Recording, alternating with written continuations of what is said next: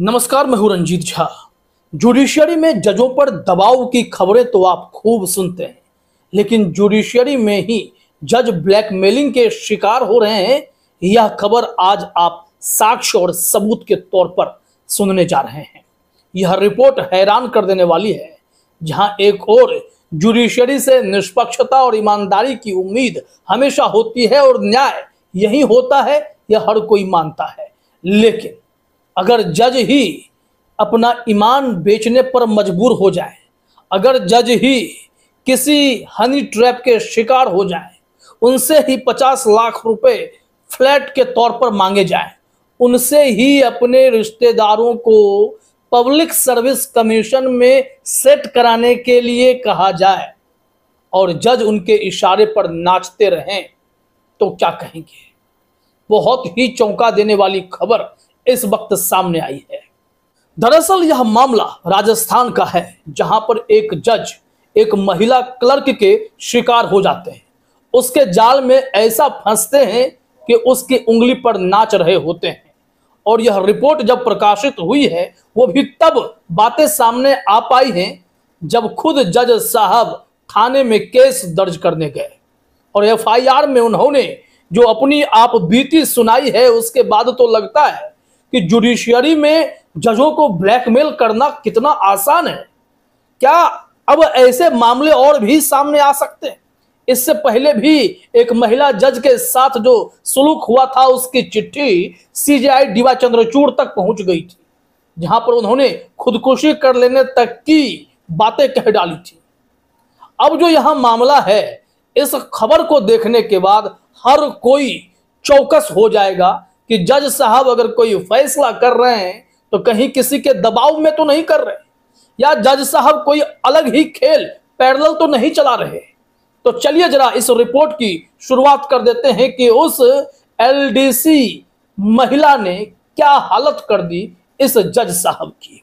हिंदुस्तान ने लिखा है कि राजस्थान के अजमेर सिविल लाइन थाने में एक जज ने एक युवती पर हनी ट्रैप में उसे फंसाने का मामला दर्ज करवाया है। जज का आरोप है कि युवती ने उसके साथ शारीरिक संबंध बनाए और अश्लील वीडियो और फोटो ले लिए।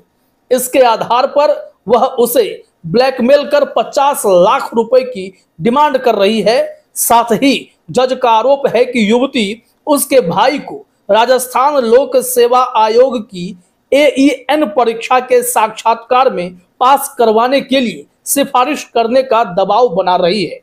इस मामले को लेकर सिविल लाइन थाना प्रभारी छोटे लाल ने बताया कि ब्लैकमेल कर रुपए हड़पने, जान से मारने की धमकी देने समेत कई आरोप में युवती समेत 7 लोगों के खिलाफ जज ने मुकदमा दर्ज करवाया है। मामले की जांच की जा रही है। अब यहां पर देखिए, जिस 50 लाख की बात हो रही है, ये 50 लाख रुपए एक फ्लैट खरीदने के लिए जज साहब से मांगे गए। और उस महिला के साथ जज साहब के रिश्ते कैसे थे, ये बात फिजिकल रिलेशन तक थी। कहा जाता है कि जब ये राजस्थान जुडिशियल सर्विसेज की तैयारी कर रहे थे, तभी उस महिला के संपर्क में आए थे और फिर उसने ऐसे इन्हें अपने जाल में फंसाया कि नौकरी मिल जाने के बाद भी वो उसके जाल से बाहर ही नहीं निकल पाए। फिर क्या था, जज साहब से अनैतिक काम करवाने और उनसे अवैध वसूली करने का खेल शुरू कर दिया गया और इस खेल में जज साहब उलझते चले गए।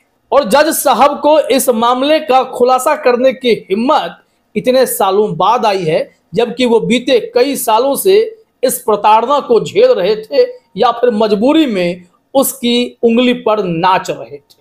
आगे देखिए क्या कहा जा रहा है कि पीड़ित जज ने अपनी रिपोर्ट में पुलिस को बताया कि युवती ने 2024 में अपने भाई को राजस्थान लोक सेवा आयोग के AEN के लिए साक्षात्कार में सिफारिश करके पास करने का भी दबाव बनाया। साथ ही साक्षात्कार में यदि पैसा देना पड़े तो वह पैसे भी भरने के लिए कहा। पीड़ित जज ने पुलिस को यह भी बताया कि कोर्ट में होने के दौरान युवती अश्लील वीडियो और फोटो भेजकर मानसिक रूप से उसे प्रताड़ित करती थी। उन्होंने पुलिस को बताया कि युवती अपने मतलब के मैसेज रखती थी, लेकिन धमकी वाले मैसेज वह तुरंत डिलीट कर देती थी। पीड़ित जज ने पुलिस को बताया कि पिता की फैक्ट्री के लिए युवती ने उससे 80,000 लिए थे। जयपुर में फ्लैट दिलाने के लिए वह 50 लाख रुपए की डिमांड कर रही थी। अब यह मामला कैसे आगे बढ़ रहा है देखिए।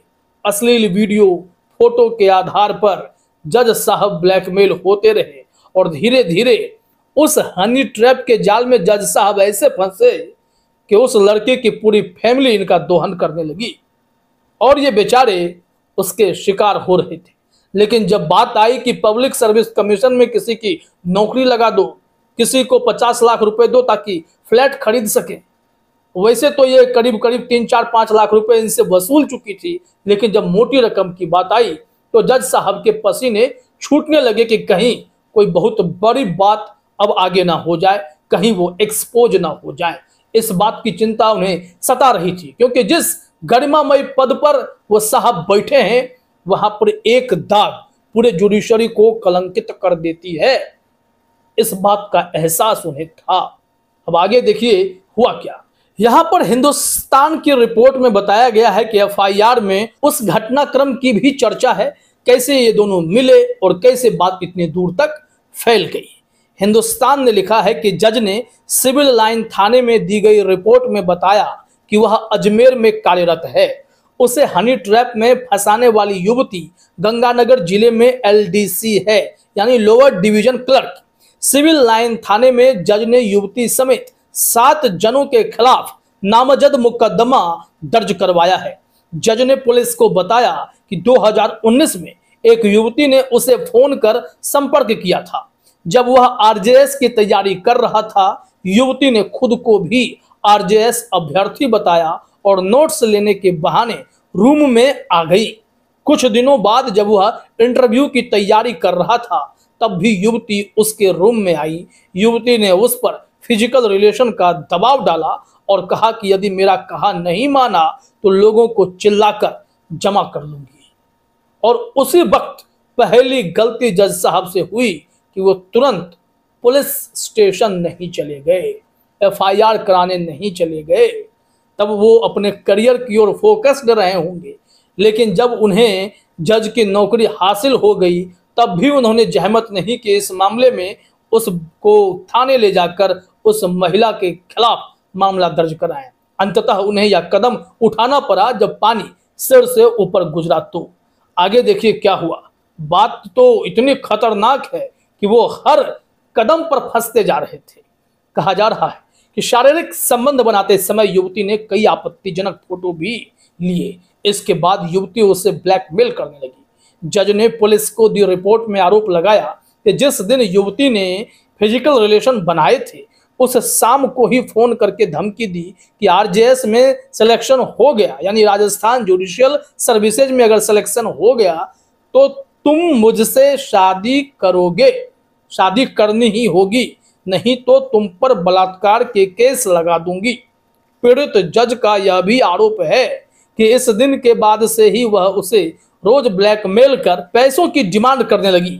आरोपी युवती महंगे mobile phone, makeup, room rent और ब्रांडेड कपड़े के नाम पर उससे पैसे लेती रही।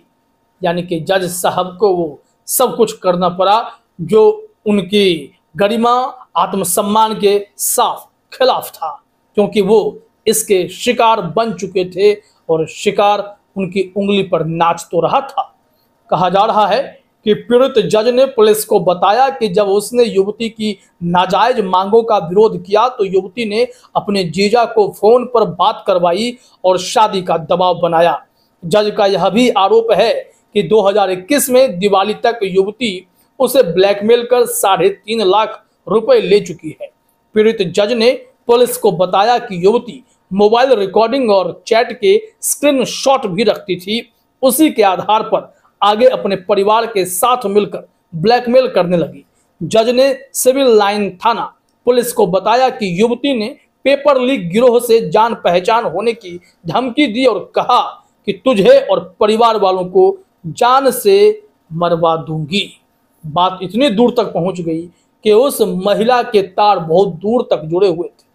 पेपर लीक गिरोह से भी कनेक्शन था और फिर वो पैरवी करवाने के लिए अपने इस प्यादे जज का इस्तेमाल कर रही थी। जज साहब काफी युवा यंग हैं।